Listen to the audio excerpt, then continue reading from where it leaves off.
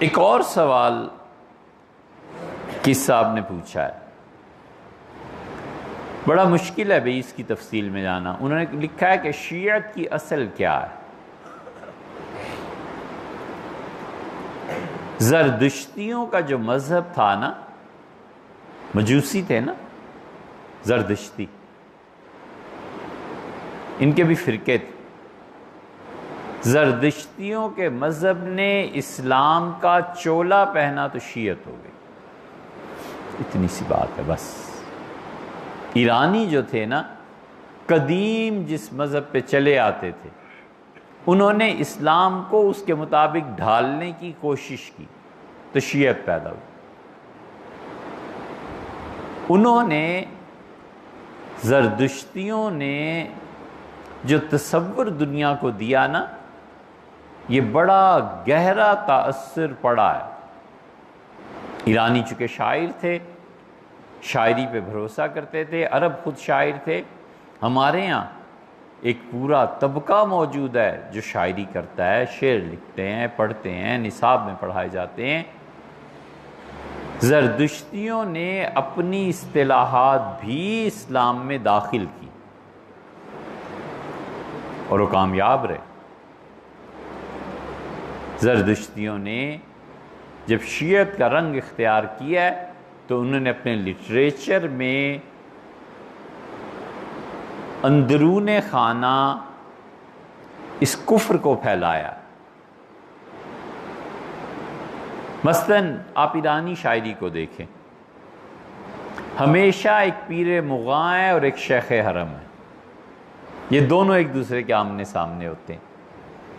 ہمیشہ شیخ حرم کی، بیت اللہ کے شیخ کی توہین کریں گے، اور ایک پیر مغاں ہے جو شراب پلاتا ہے اس کو بڑا بنا کر دکھائیں گے کہ پیر مغاں بڑی زبردست چیز ہے، علوم اور حقائق اور معارف بیان کرتا ہے۔ اس کے مقابلے میں حرم میں، کعبۃ اللہ میں شیخ کیا کرتا ہے؟ نماز روزے کی باتیں کرتا ہے، لوگوں کو مسائل سکھاتا ہے۔ یہ کچھ نہیں ہے، وہ اصل ہے۔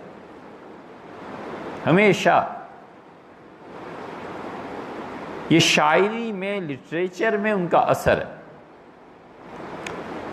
ایک منصب ہے رند کا، اور ایک اس کے مقابلے میں زاہد لے آئیں گے کہ زاہد وہ ہے جو اللہ کی عبادت کرتا ہے، خدا کے خوف کی وجہ سے گناہ سے دور رہتا ہے، اور ایک اس کے مقابلے میں رند لے آئیں گے جو شراب پیتا ہے، شریعت کے حدود کو توڑتا ہے۔ وہ کہتا ہے اس نماز روزے میں کیا رکھا ہے، آؤ میرے ساتھ، میں تمہیں عالم مستی میں خدا کی تجلیات اور نشانیاں دکھاؤں۔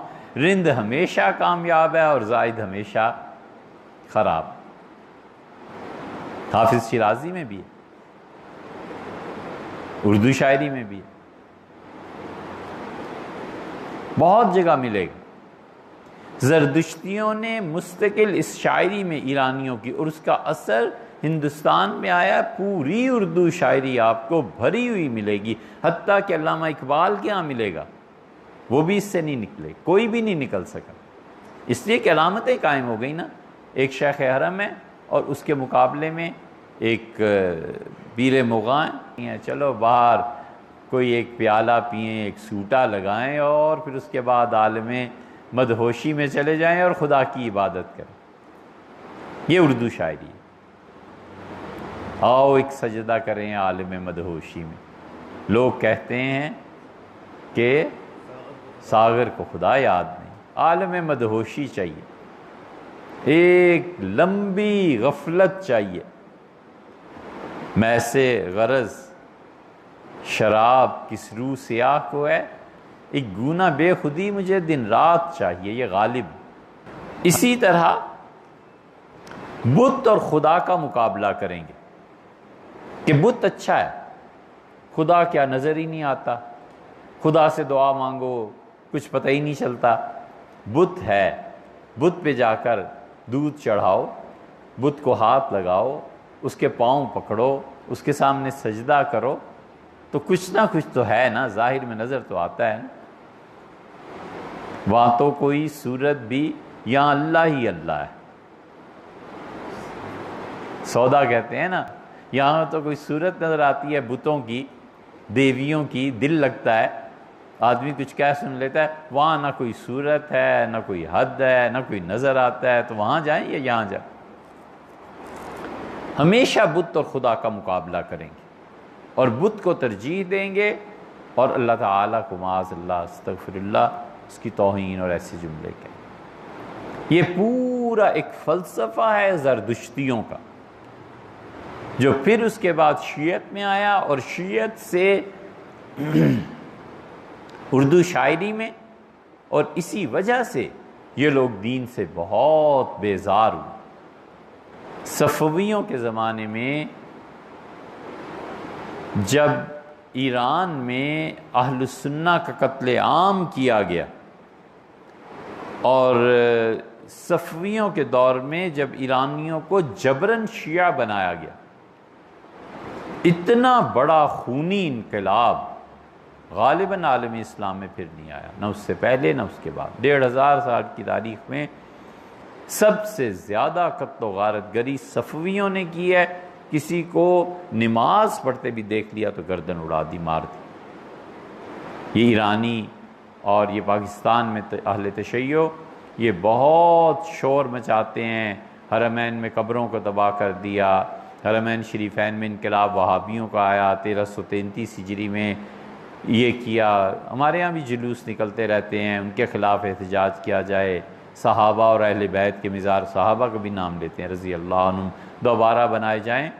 تو ہم نے کئی شیعہ حضرات جو یہاں تشریف لاتے رہتے ہیں، لائبریری بعض بہت پڑھے لکھے بھی، ہم نے کہا اس کا آپ ماتم کرتے ہیں اور اس کا ماتم نہیں کرتے وہ جو صفویوں کے دور میں ہوا تھا۔ انہوں نے کم کیا، انہوں نے اس سے بڑھ کر کیا۔ قتل عام محمد بن عبد الوہاب نے جتنے لوگوں کو مارا ہے، انہوں نے اس سے کہیں زیادہ صفوی دور میں مارے گئے اہل السنہ۔ پورا ایران اور عراق، ان سب میں اہل السنہ کا قتل عام، اور سارے علاقے ایران اور عراق کے صفویوں نے جبراً شیعت کو نافذ کیا۔ اب 3-4 صدیاں ہو گئیں، نتیجہ یہ کہ وہاں سے بالکل انخلا ہو گیا، گویا ایران سے خاص طور پہ کم رہ گیا اہل السنہ اور اہل تشیع کا غلبہ ہوا، وہ بھی ایک ماتم۔ پھر اس ذریعے سے انہوں نے مزید ترقی کی اور ایک رندی اور شریعت کو ایک دوسرے کے مقابلے میں لائے کہ آزادی اچھی ہے، شریعت کی پابندیاں ہیں، مولوی ہر وقت پابندیوں کو بتاتا رہتا ہے، رندی اچھی ہے۔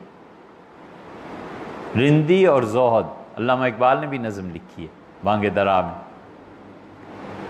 شاید ہی کوئی شاعر بچا اردو زبان میں جس نے ان اصطلاحات کو استعمال نہ کیا، حتیٰ کہ تباہی دیکھو کیا آئی ہے اس سیریز میں کہ دیر ہے اور یہ حرم ہے، اور یہ رندی ہے اور یہ شریعت ہے، اور یہ رند ہے اور یہ ناصح اور محتسب ہے، ہوتے ہوتے یہ ولایت ہے اور یہ نبوت، اور ولایت کو ترجیح دی ہے نبوت پہ کہ نبوت کیا چیز ہے، اصل تو ولی اللہ ہوتا ہے۔ اتنی صدیوں تک یہ بحث جاری رہی اور بڑے بڑے علماء نے اس پہ لکھا اور انہوں نے سمجھایا کہ نبوت جو ہے نا وہ بہت بلند و بالا چیز ہے، اس کے مقابلے میں ولایت ہے ہی کیا۔ یہ اسی کے شاخسانے تھے کہ حضرت مجدد الفسانی سرہندی رحمۃ اللہ علیہ کو کسی نے لکھا ہے کہ یعنی مفہوم اس کا یہی ہے کہ ولایت جو ہے یہ نبوت سے افضل ہے۔ تو حضرت مجدد رحمۃ اللہ نے لکھا ہے کہ فقیرہ استماع امتثال ان سخنان اصلاً تاب نیست، مجھ فقیر سے برداشت نہیں ہوتے یہ جملے، میری غیرت گوارا نہیں کرتی کہ میں ایسی کفر کی باتوں کو سنوں۔ ان قدر بس نیست کہ ما اشارہ معذور داریں، اتنا کافی نہیں ہے کہ میں ان صوفیوں کو معذور سمجھوں، وہ ملامت نمی کو نہیں اور میں انہیں برا بھلا نہ کہوں۔ مارا بنس کارست نہ بفس، ہمیں کتاب و سنت چاہیے، فصوص الحکم ابن عربی کی نہیں چاہیے۔ فتوحات مدنیہ از فتوحات مکیہ مستغنی کردائم۔ حضور صلی اللہ علیہ وسلم مدینہ منورہ کی زندگی نے ابن عربی کی فتوحات مکیہ سے کہیں زیادہ ہمیں چیزیں دیں۔ ایک جگہ لکھتے ہیں کہ انجا قول ابو یوسف اور محمد درکار است، یہاں پر امام ابو یوسف اور محمد کا فتویٰ درکار ہے، جنید و بایزید ہم نہیں مانتے ان کی بات۔ یہ سب جوش اور جذبہ کیا تھا؟ یہ یہی کفر تھا کہ ولایت بڑی ہے اور نبوت چھوٹی ہے۔ اب بھی یہ کلندر چرس پیے ہوئے بیٹھے ہوئے، خیر اب تو وہ بھی نہ رہے، وہ پہلے بھی کچھ پڑھے لکھے ہوتے تھے، اب وہ بھی نہ رہے، پڑھ لکھ کے گمراہ ہوتے تھے نا، کسی درگاہ میں چلے گئے، کہیں چلے گئے، اب خال کہیں نظر آتا ہے کوئی، وگرنہ معاذ اللہ اتنے جاہل ہیں کہ ولایت کو نبوت پر ترجیح دیتے۔ اسی لیے چشتیہ سلسلے کے جو مشائخ تھے وہ مسلسل تردید کرتے رہے کہ نبوت اصل ہے، فتویٰ اصل ہے، اللہ کے احکامات کی پابندی اصل ہے، شریعت پہ چلنا اصل ہے، ان باقی باتوں کو چھوڑ دو۔ اور پھر اسی سے آگے کہاں سے اس کفر کو آدمی پکڑے، پھر اس سے آگے بڑھے اور امامت بمقابلہ رسالت لے آئے۔ کیا امام معصومین ہوتے ہیں؟ 12 امام ہیں، معصوم ہیں۔ حضور اقدس صلی اللہ علیہ وسلم کو جو معراج زندگی میں ایک مرتبہ ہوئی تھی نا، ہمارے ائمہ کو ہر ہفتے ہوتی۔ یہ قرآن غلط ہے۔ ائمہ علیہ الصلوۃ والتسلیم وہ رسول اللہ صلی اللہ علیہ وسلم سے زیادہ درجے کے تھے، اسی لیے حضرت مہدی آخری امام جب ہمارے آئیں گے تو یہ کریں گے، یہ کریں گے، یہ کریں گے، روزہ مبارک کو اکھیڑ دیں گے، یہ ہو جائے گا، یہ ہو جائے گا۔ یہ سب کیا ہے؟ یہ زردشتیوں نے بظاہر اسلام کا چولا پہنا ہے اور اس سے یہ کفر کے نظریات آہستہ آہستہ لٹریچر کے ذریعے پھیلائے ہیں۔ اب جس کو شاعری سے دلچسپی ہوتی ہے، فائدہ اس کو یہ ہوتا ہے پھر ذہنی طور پہ آزاد ہو جاتا ہے، سیکولر ہو جاتا ہے۔ شریعت کیا چیز ہے یار؟ طریقت کی بات کرو، روحانیت کی بات کرو، اور نماز روزہ کیا چیز ہے؟ آؤ میرے ساتھ بیٹھ کے پیتے ہیں، پھر گپ شپ لگائیں گے۔ یہ چیزیں آدمی اچھا خاصا دین پہ چلتا ہوا گمراہ اور بددین ہو جاتا ہے۔ اللہ تعالی حفاظت فرمائے۔